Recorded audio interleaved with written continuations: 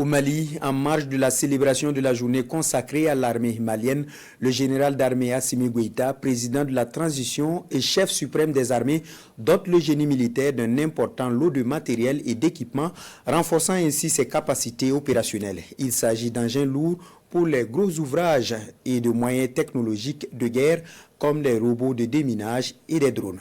La remise du matériel avec Garibou Pérou, Abdul Salam Bambara et Aruna Diara. Classés avec méthode tels des ouvrages précieux sur les rayonnages d'une bibliothèque, les matériels et équipements de dernière génération s'offrent au regard du président de la transition.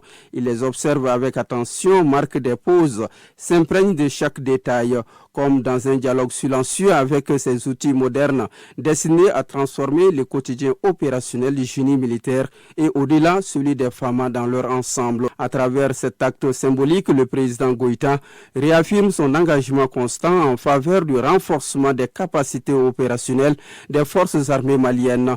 Les équipements que vous remettez aujourd'hui, engins lourds de construction, matériel de sentiers et de routes, stations d'épurement d'eau, équipements de franchissement, de mobilité et de contre-mobilité, ou dispositifs de déminage.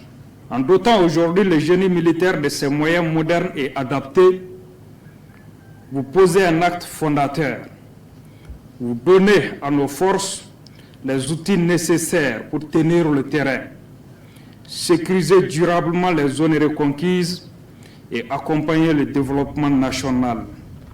Vous démontrez une fois de plus que la souveraineté ne se proclame pas. Elle se défend, elle se construit et elle se mérite. Les forces armées maliennes, sous votre commandement, sont prêtes à relever ces défis historiques. Désormais, plus d'obstacles pour ce corps stratégique.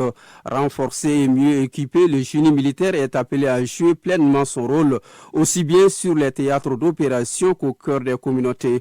Construction d'infrastructures et réalisation des travaux d'intérêt public, appui aux forces engagées, le génie demeure un pilier essentiel au service de l'armée et des populations dans un Mali en quête de sécurité et de développement. Nous devons vaincre militairement les groupes armés terroristes par la force légitime, la détermination et la supériorité opérationnelle. Dans le même temps, il faut convaincre les populations que l'État est présent, protecteur et porteur d'avenir, pour que les jeunes Maliens ne se laissent pas tromper par des vendeurs d'illusions. Enfin, nous devons continuer de nous transformer pour bâtir un État moderne, juste et fort, qui s'adosse à une armée professionnelle, polyvalente, enracinée dans les réalités nationales et tournée vers le développement.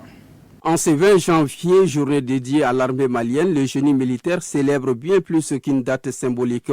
Il célèbre une montée en puissance, une reconnaissance et une confiance renouvelée. Grâce à la vision et à la détermination du président Goïta, il peut désormais encore mieux construire, parfois détruire, mais toujours au service de la nation malienne.